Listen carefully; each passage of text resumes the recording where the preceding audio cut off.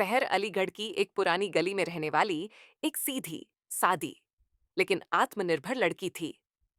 किताबों से उसे बेइंतहा लगाव था। वो न सिर्फ लाइब्रेरी में काम करती थी, स्विंगाल के हर रात एक नई कहानी की दुनिया में खो जाना उसकी आदत थी।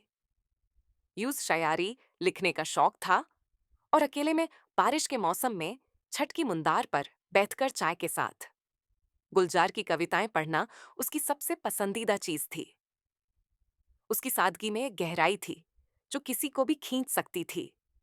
वह एक लाइब्रेरी में काम करती थी और किताबों में उसकी दुनिया बसती थी।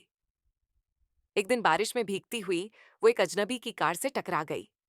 वो अजनबी था अर्जुन कपूर, एक रहस्यमयी लेकिन आकर्षक युवक जो दिल्ली से हाल ही में इस शहर में शिफ्ट हुआ था। दोनों की पहली टक्कर किसी फिल्मी सीन से कम नहीं थी। अर्जुन की आंखों में कुछ ऐसा था जो शहर को बेचैन कर गया, और शहर की मासूमियत अर्जुन के दिल को छू गई। लेकिन वो सिर्फ शुरुआत थी। इसके बाद के कुछ हफ्तों में बारिश का मौसम जैसे उनकी मुलाकातों का बहाना बन गया। अर्जुन कभी किताब लेने आता तो कभी किसी पुरानी कविता के बारे में पूछता, और शहर का दिल हर बार उसके लिए एक नई धड़कन जोड़ लेता।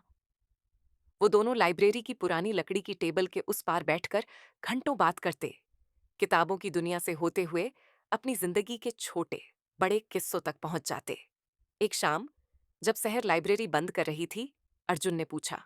स्विंगाल, क्या तुम्हें कभी ऐसा लगता है कि कुछ बातें किसी अजनबी से ही कहनी चाहिए? उस वक़्त शहर चुप रही, लेकिन उसके दिल में एक खामोश हाँ थी। वहीं से धीरे, धीरे उनके रिश्ते ने एक नई करवट ली, न बहुत तेज, न बहुत धीमी, बस एक सुकून देने वाली आहट के साथ। लेकिन बात इतनी आसान नहीं थी। शहर अपने अतीत से जूझ रही थी। एक अधूरी सगाई, एक टूटा हुआ विश्वास जो उसे हर नए रिश्ते से डराता था। वो अर्जुन की बातों में गर्माहट महसूस तो करती थी, लेकिन अपना दिल खोलने से कतराती थी। अर्जुन ने कई बार कोशिश की, लेकिन शहर अक्सर मुस्कुराकर बात टाल देती। तब अर्जुन ने वो किया जो कम ही लड़के करते हैं। उसने शहर की पसंद की हर किताब पढ़ डाली। उसने गुलजार की वो सारी कविताएं याद की जो शहर को पसंद थीं।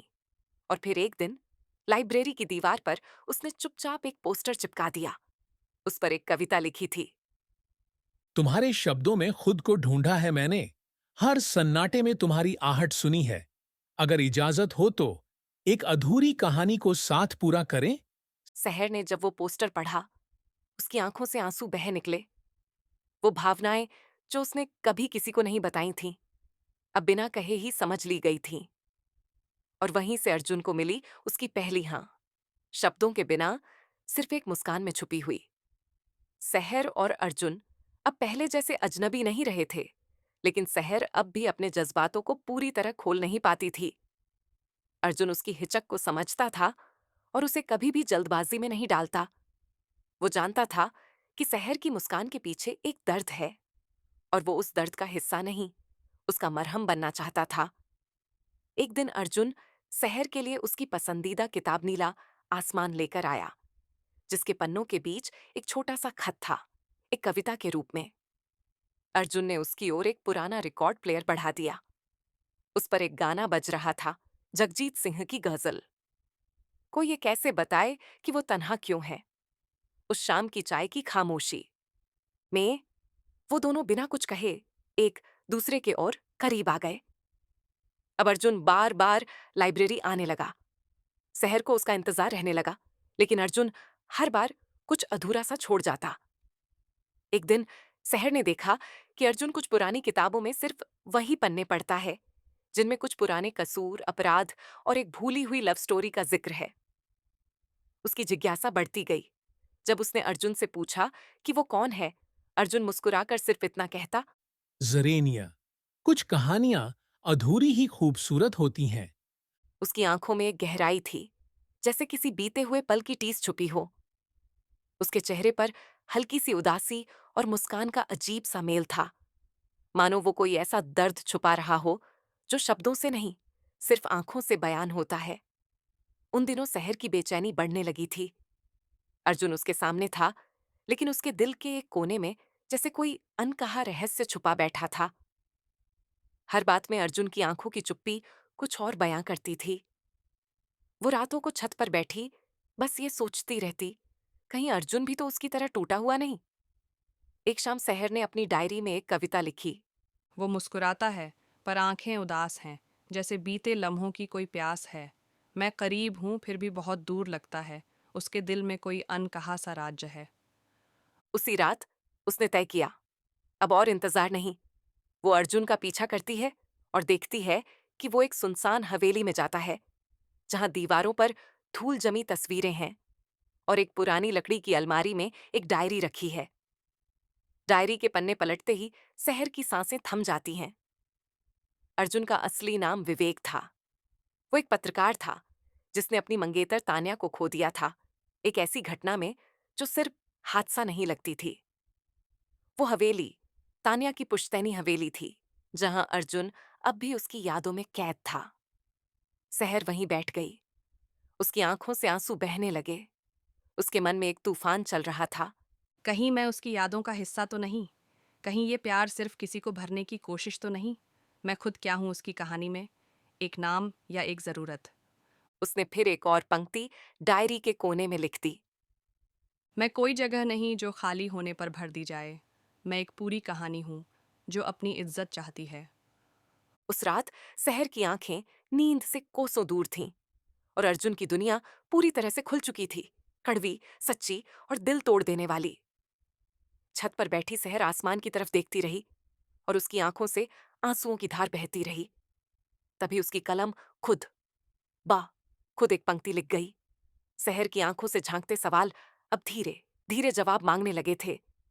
और जब अर्जुन को पता चला कि सहर उसकी हवेली तक पहुंच गई थी, तो उसका चेहरा गुस्से से तमतमा गया। तुमने मेरी जिंदगी के सबसे गहरे जख्म को यूं ही खोल दिया, बिना इजाजत। उसने चिल्लाते हुए कहा, लेकिन सहर के आंसू आंखों से नहीं, उसकी आवाज में बह रहे थे। मैं जानना चाहती थी कि तुम्हारे करीब होकर भी मैं तुम्हारे दर्द से इतनी दूर क्यों हूँ। उस रात दोनों के बीच सन्नाटा पसरा रहा। अर्जुन के दिल में तूफान था, लेकिन सहर की सच्चाई उस तूफान को धीरे धीरे शांति में बदल रही थी। अर्जुन ने पहली बार खुलकर कहा, मैंने तुम्हें देखा था पहली बार, तो लगा कि शायद मेरे अधूरे पन्ने अब पूरे होंगे। लेकिन मैं डरता हूं कि फिर कोई छीन न ले तुम्हें मुझसे। सहर ने जवाब में बस एक शायरी सुनाई।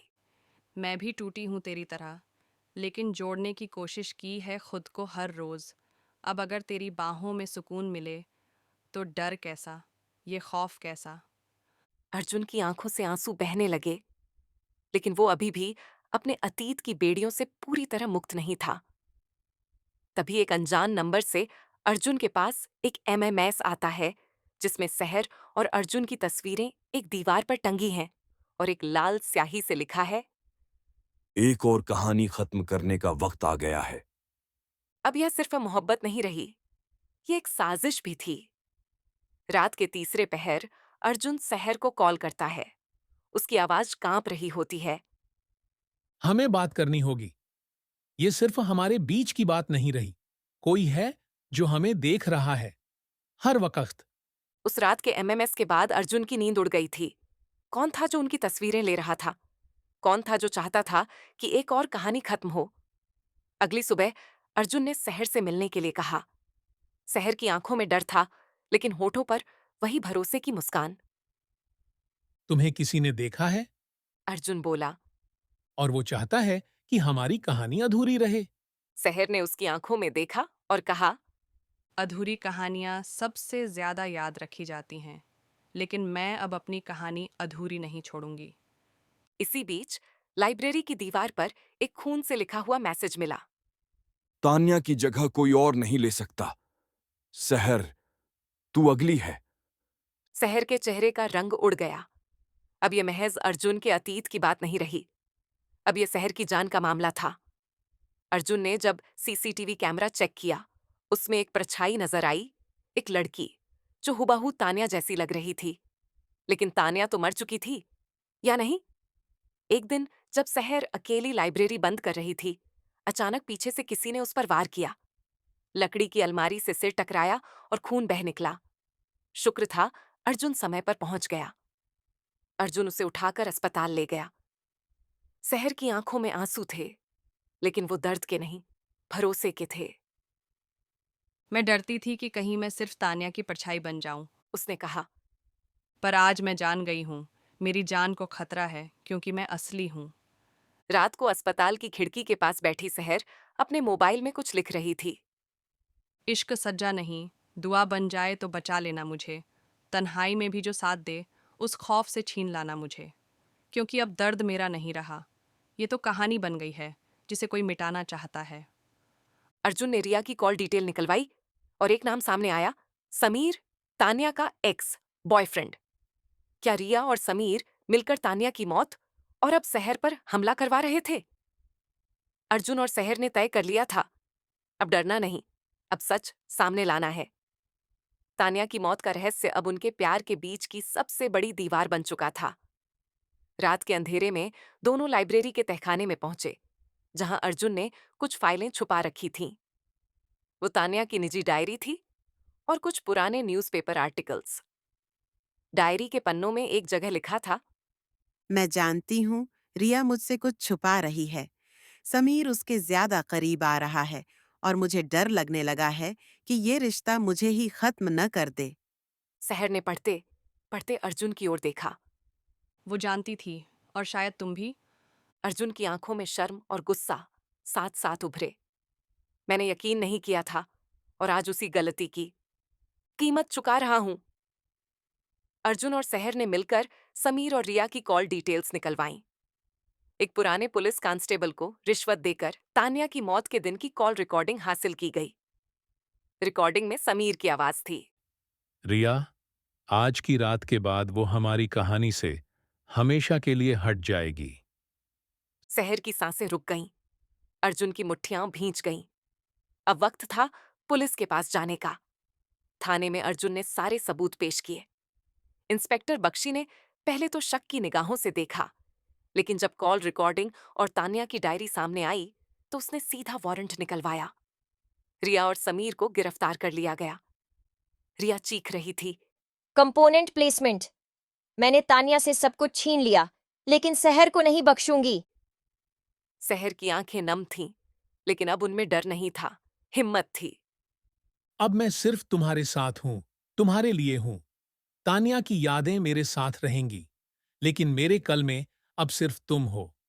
सहर मुस्कुराई और धीमे से कहा, मैं तुम्हारे अतीत को नहीं मिटाना चाहती, मैं तुम्हारे वर्तमान की सच्चाई बनना चाहती हूँ। अब सब कुछ साफ हो चुका है। अर्जुन को तान्या की आत्मा से मुक्ति मिलती है। सहर भी ये समझ चुकी है कि अर्जुन का प्यार सच्चा है, वो उसकी कोई परछाई नहीं। लेकिन सच्चा प्यार तभी साबित होता है जब उसे इम्तिहान की आग से गुजरना पड़े। और अब यही वक्त था। अर्जुन को अब अपनी पत्रकारिता की नौकरी के लिए पेरिस जाना है। ये सिर्फ कोई इंटरनेशनल प्रोजेक्ट नहीं, बल्कि तान्या की अधूरी स्टोरी को पूरा करने की एक आखिरी कोशिश है, जो उसने मरने से पहले शुरू की थी। सहर एक तरफ अपने दिल को रोक रही थी, तो दूसरी ओर उसकी आंखों से बहते आंसू ये कह रहे थे, मैं तुम्हें समझती हूं, लेकिन तुम्हारे बिना खुद को अधूरा महसूस करती हूं। अर्जुन सहर के पास आता है, उसकी हथेलियों को अपने हाथों में लेकर कहता है, मैं तुम्हें छोड़कर नहीं जा रहा। मैं तान्या को अलविदा कहने जा रहा हूं। अगर मैं अब नहीं गया तो शायद कभी माफ नहीं कर पाऊंगा खुद को। सहर चुप रही, लेकिन उसकी आंखें अर्जुन से एक वादा मांग रही थीं, लौट आने का। उस रात दोनों पुरानी हवेली में आखिरी बार मिले, वहीं जहां उनकी कहानी ने मोड़ लिया था। सहर ने अर्जुन को एक डायरी दी, जिसमें उसने अपने दिल की सारी बातों को शायरी में उतार दिया था। अर्जुन ने वो आखिरी पन्ना खोला। अगर मोहब्बत रूह का रिश्ता है तो दूरी सिर्फ जिस्म की होगी। मैं हर सांस में रहूंगी तुम्हारे, बस तुम लौट आना मेरी धड़कन के साथ। 3 दिन बाद अर्जुन एयरपोर्ट पर था। बोर्डिंग अनाउंस हो रही थी। वो बार बार मुड़कर देख रहा था, शायद दिल की कोई कोमल सी उम्मीद सहर के आने की राह देख रही थी। आवाज आई, बुक्स की दुनिया से बाहर आकर तुम्हारी कहानी पूरी करने आई हूँ। अर्जुन ने पलटकर देखा। सहर थी। उसके हाथ में वही डायरी, आंखों में आंसू और होठों पर मुस्कान। मैंने तय किया है, अब मैं कोई कहानी नहीं छोड़ूंगी अधूरी। चलो, तान्या की कहानी भी हम साथ में पूरी करेंगे। अर्जुन ने उसे गले से लगा लिया और तभी बैकग्राउंड में वही जगजीत सिंह की गजल बजने लगी। होश वालों को खबर क्या, बेखुदी क्या चीज है। प्लेन उड़ चुका था, लेकिन एक नई कहानी अब जमीन पर उतर रही थी। प्यार, भरोसे और माफी की कहानी। तान्या को अलविदा कहा जा चुका था और अब अर्जुन और सहर साथ मिलकर अपनी नई किताब लिखने को तैयार थे।